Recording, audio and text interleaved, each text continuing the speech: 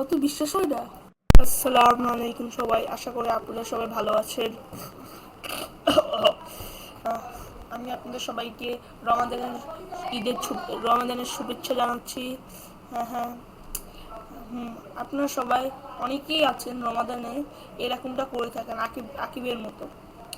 রমজানের মাসে পানি খেয়ে থাকে, রোজা রাখে, কিন্তু আপনারা সবাই ভাবেন যে কেউ দেখে না যে আপনি এরা পানি খেয়েছেন, এবং সবাই আপনাদেরকে ভালোই দেখে ফেলে, ভাবে কি সবাই যে আপনারা সবাই রোজা রাখছে, কিন্তু আসলে পানি খাওয়ার কারণে আপনি রোজা ভেঙে গিয়েছে। এরকম যারা যারা আছে তারা তারা ভাবে তো কেউ দেখে না, কিন্তু রোজাটা রাখছেন আল্লাহর জন্য, এবং আল্লাহ তাআলা সব কিছু দেখতে পারে। আল্লাহ তাআলা এটা দেখেছে যে যারা আকিবের মতো মানুষ আছেন, যে রোজা রেখে পানি খান, তারা সাবধান হয়ে যান, কারণ আল্লাহ দেখছে। আশা করি আপনারা সবাই বুঝেছেন।